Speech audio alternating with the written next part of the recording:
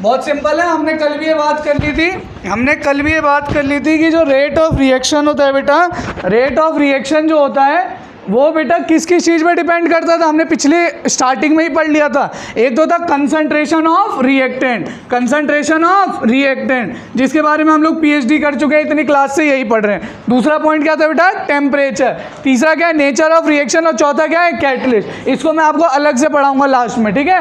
ये देखो टेम्परेचर का सारा फंडा बेटा बताएंगे आर्रीनियस साहब। कौन बताएंगे बेटा, आर्रीनियस। देखना ध्यान से, जब भी बेटा कोई रिएक्शन होती है ए से बी, अगर हम लोग रेट लॉ लिखते हैं तो रेट लॉ कैसे लिख देते हैं, R इज इक्वल टू के और ए की पावर जो भी होता था, जो भी ऑर्डर होता था। तो जो रेट ऑफ रिएक्शन है बेटा वो किस किस के ऊपर डिपेंड कर रहा है, एक तो रेट कांस्टेंट, किसके ऊपर डिपेंड कर रहा है, रेट कांस्टेंट। और किस पर डिपेंड कर रहा है, initial concentration of reactant, initial concentration of reactant. मैं ये बात कर रहा हूं कि अगर बेटा किसी तरीके से रेट कांस्टेंट बदल गया, अगर किसी तरीके से रेट कांस्टेंट बदल गया तो रेट ऑफ रिएक्शन पे भी क्या होगा बेटा, चेंजेस आएंगे। अरे क्या आएंगे बेटा, चेंजेस। अगर रेट कांस्टेंट बदल गया तो रेट ऑफ रिएक्शन पे भी क्या होगा, चेंजेस। अब आपको बहुत अच्छे से पता है, आप लोग पहले ही पढ़ के आ चुके हो कि भाई के किस चीज पे डिपेंड करता है, टेम्परेचर और नेचर ऑफ रिएक्शन। यही तो पढ़ा था। तो अब हमें यही पढ़ना है बेटा, हमें यही पढ़ना है कि अगर टेम्परेचर चेंज हो रहा है, अगर टेम्परेचर चेंज हो रहा है तो रेट कांस्टेंट पे फर्क पड़ेगा, और अगर रेट कांस्टेंट पे फर्क पड़ेगा तो रेट ऑफ रिएक्शन भी क्या होगी बेटा, बदलेगी। क्या होगी बेटा, बदलेगी। तो इन सबको समझाने के लिए एक साइंटिस्ट है बेटा जिनका नाम था आर्रीनियस। क्या नाम था बेटा, आर्रीनियस। तो इसीलिए हम लोग पढ़ेंगे आर्रीनियस इक्वेशन। क्या पढ़ेंगे बेटा, आर्रीनियस इक्वेशन। तो आर्रीनियस साहब ने आपको क्या क्या बताया, मतलब किस किस चीजों के बारे में बताएंगे, सुन लो। एक तो है बेटा टेम्परेचर, क्या है बेटा, टेम्परेचर। दूसरा क्या है बेटा, नेचर ऑफ रिएक्शन। तीसरा क्या है बेटा, कैटलिस्ट। तो इन सबको इंक्लूड करके उन्होंने बहुत सारी चीजें समझाने की कोशिश की है कि किस तरीके से इनके चेंज करने पे, इन फैक्टर के चेंज करने पे रेट ऑफ रिएक्शन पे फर्क पड़ता है, ठीक है। सबसे पहली बात उन्होंने जो बात बताई बेटा, जो सबसे काम की चीज थी, हर 10 डिग्री राइज इन टेम्परेचर पर, जब भी 10 डिग्री टेम्परेचर बढ़ाओगे तो जो रेट कांस्टेंट है, जो रेट कांस्टेंट के है बेटा, वो 2 या 3 गुना बढ़ जाएगा।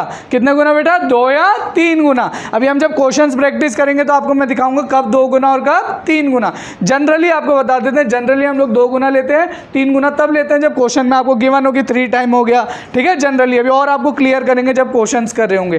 क्लियर है, टेम्परेचर के 10 डिग्री टेम्परेचर बढ़ाने से कौन 2 गुना या 3 गुना हो रहा है, रेट ऑफ रिएक्शन या रेट कांस्टेंट, रेट कांस्टेंट। कौन बेटा, रेट कांस्टेंट। वही चीज लिख रखी है बेटा आपकी अगली स्लाइड में, देखो, with every 10 degree rise in temperature. ये स्टार बना के लिखना भाई, ये गलती मत करना। कौन चेंज हो रहा है, rate constant of a particular reaction increase by 2 to 3 time. Same reaction के लिए अगर आपने 10 डिग्री बढ़ा दिया तो जो रेट कांस्टेंट है वो 2 से 3 गुना बढ़ जाएगा। क्या हो जाएगा बेटा, बढ़ जाएगा। जैसे देख बेटा, एक रिएक्शन थी, ए से बी जा रही है, ए से बी जा रही है। पहले 20 डिग्री टेम्परेचर पे उसका रेट कांस्टेंट के था। कितना था बेटा, के। अब मान लो टेम्परेचर हो गया 30 डिग्री, कितना हो गया, 30, तो रेट कांस्टेंट चेंज हो जाएगा। इसे मैं मान ले रहा हूँ के डैश हो गया। कितना हो गया बेटा, के डैश। तो ये जो के डैश है बेटा, ये जो के डैश है, ये 2 गुना किसके हो जाएगा, इनिशियल रेट कांस्टेंट के। यही तो पढ़ा। तो मैं इस के डैश को क्या लिख सकता हूँ, 2 के, या फिर क्या लिख सकता हूँ, 3 के। हर 10 डिग्री राइज इन टेम्परेचर पे रेट कांस्टेंट कितने गुना हो जाता है बेटा, 2 गुना या 3 गुना। क्लियर है, मेरी बात क्लियर है, शायद कल भी आपको बता दी थी मैंने।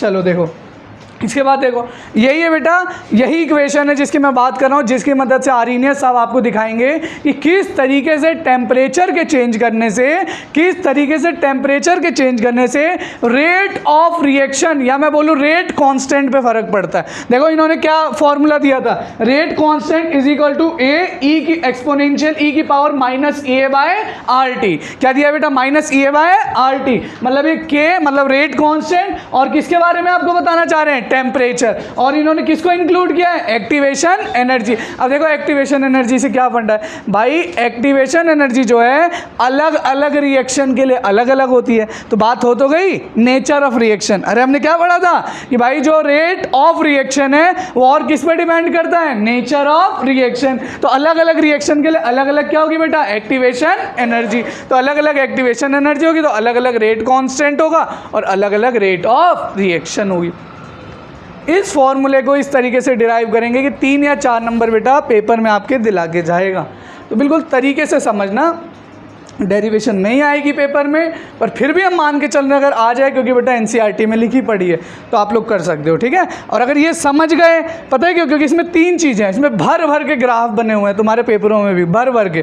तो अगर आपको कॉन्सेप्ट नहीं आता होगा तो ग्राफ नहीं बना पाओगे, इसलिए एक बार अच्छे से कॉन्सेप्ट समझ लो। देखो बेटा, सबसे पहले k = a e⁻−EAy क्या है बेटा, RT। आपको पहले से ही पता है k क्या है बेटा, रेट कॉन्स्टेंट। क्या है बेटा, रेट कॉन्स्टेंट। इसके अलावा a क्या है बेटा, अरे ये क्या है, हाँ जो आपको कल भी बताया था, प्री एक्सपोनेंशियल फैक्टर। ये क्या है बेटा, एक्टिवेशन एनर्जी। मैंने ये चीज़ आपको पहले भी बताई थी, किसी भी रिएक्शन को आगे बढ़ाने के लिए रिएक्टेंट को मिनिमम एनर्जी चाहिए होती है, उसी को हम लोग क्या कहते हैं बेटा, एक्टिवेशन एनर्जी। जैसे ये रिएक्टेंट है, प्रोडक्ट है, आपको पता है हमेशा एनर्जी किसकी कम होती है, प्रोडक्ट। अरे भाई मैंने पहले बोला केमिस्ट्री की दुनिया में वो ज़्यादा स्टेबल है जिसकी एनर्जी क्या है, कम।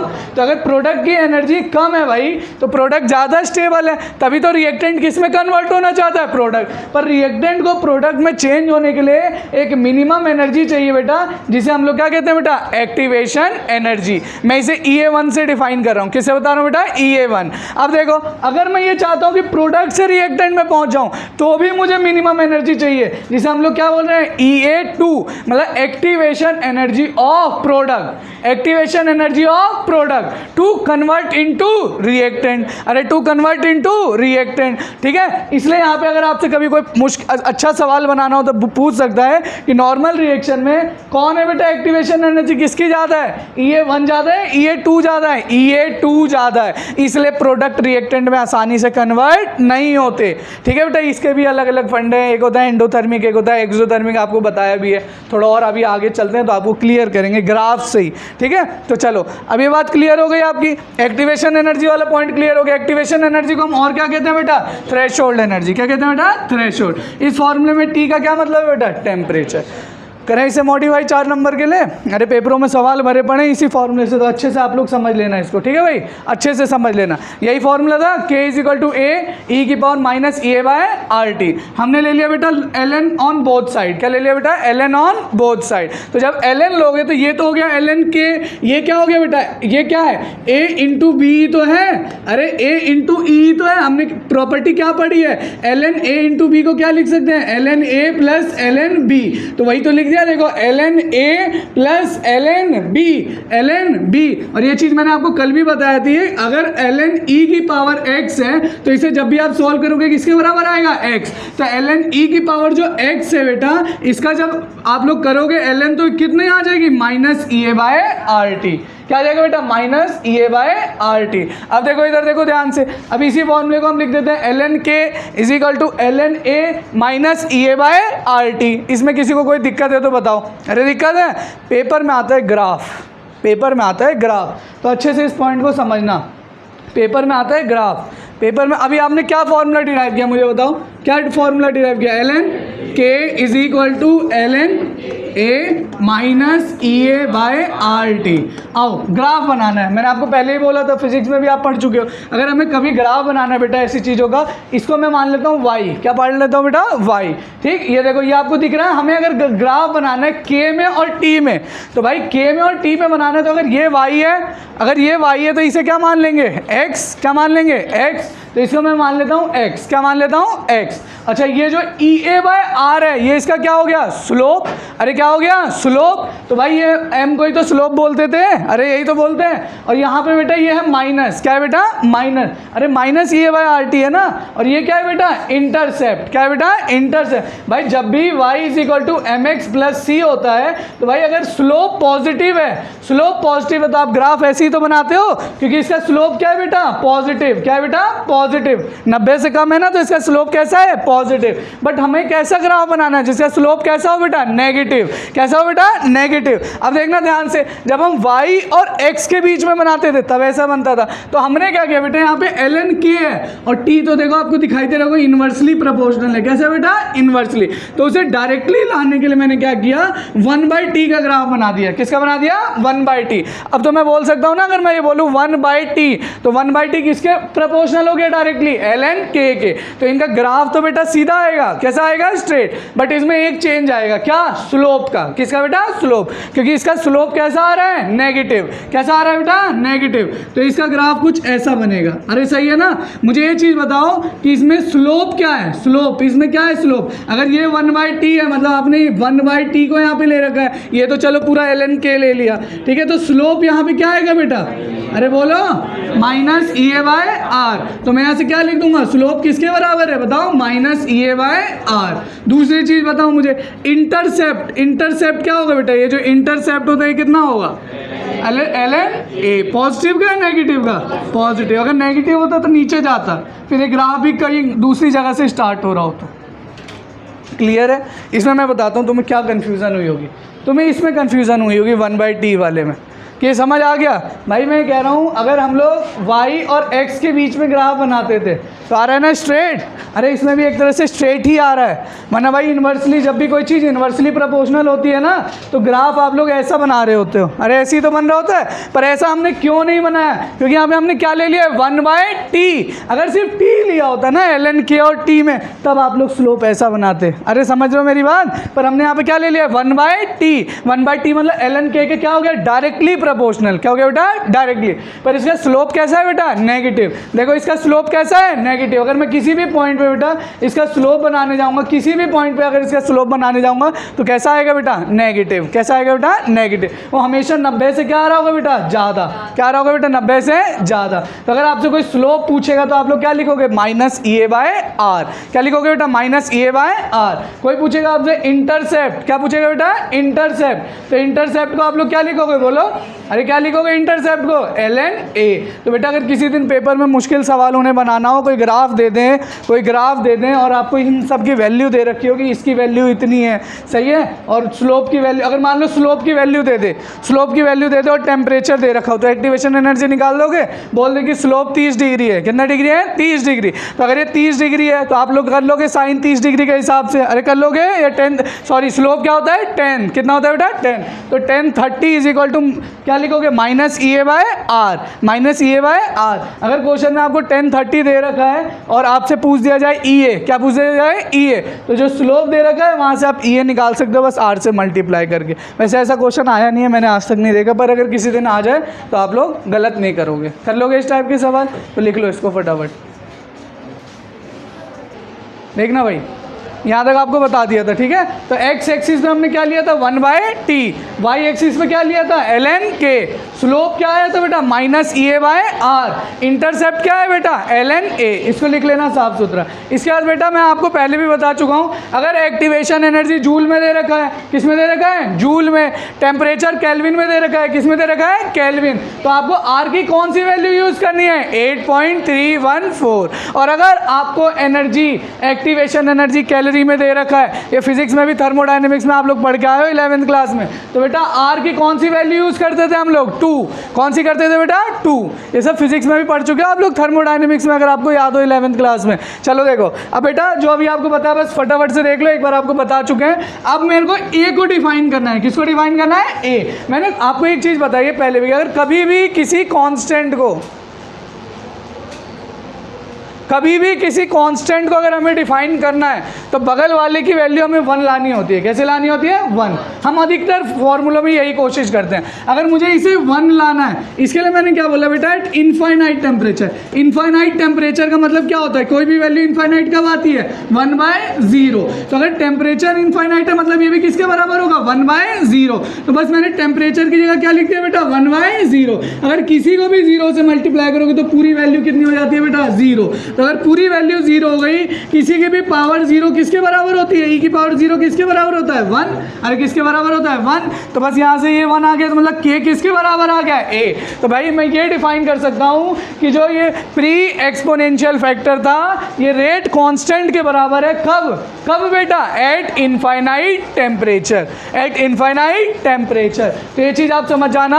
अगर कोई आपसे ये भी पूछ दे कि maximum possible value rate constant की किसके बराबर हो सकती है, है? तो प्री एक्सपोनेंशियल फैक्टर के बराबर। या प्री एक्सपोनेंशियल फैक्टर की वैल्यू मैक्सिमम कब हो सकती है? रेट कांस्टेंट के बराबर। कभी ऐसा क्वेश्चन अगर पूछ लिया जाए तो, ठीक है। आपको बस ये शब्द याद रखना है, एट इनफाइनाइट टेम्परेचर वाला। अरे रख लोगे याद? बोलो, ये चीज़ अभी आपको समझाती, दोबारा से एक बार बता देते हैं, किसी बच्चे को नहीं आया तो। देखो, अगर कोई रिएक्शन ए से बी में जा रही है, कोई रिएक्शन ए से बी में जा रही है जिसका टेम्परेचर था T1, इसका टेम्परेचर था T2, ठीक है भाई। T1 टेम्परेचर पे एक्टिवेशन एनर्जी क्या है? EA। क्या है भाई? EA।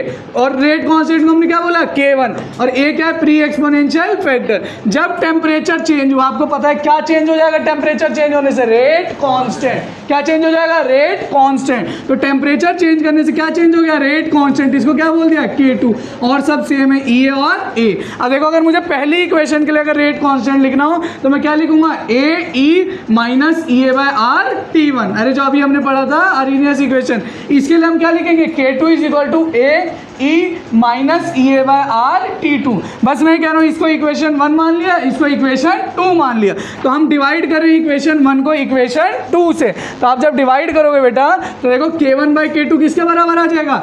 AE minus EA/R T1। और इधर क्या आ जाएगा? AE minus EA/R T2। बस अब हमने अरेंज किया, A कांस्टेंट दोनों में सेम था तो दोनों को कट कर दिया। यहाँ पे क्या आ जाएगा? E minus EA/R T1। यहाँ पे क्या आ जाएगा? E minus EA/R T2।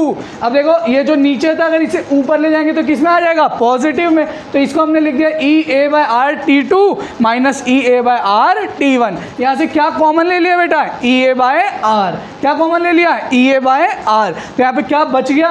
1/T2 minus 1/T1। ये एक फॉर्मूला है बेटा, ये एक फॉर्मूला है जिस पे क्वेश्चन आता है, बट इसमें एक और मॉडिफिकेशन है। इस पे केवल 10% क्वेश्चन आते हैं, 90% क्वेश्चन आने के लिए बस इसमें एक चीज़ का मल्टीप्लिकेशन हमें करना है बस।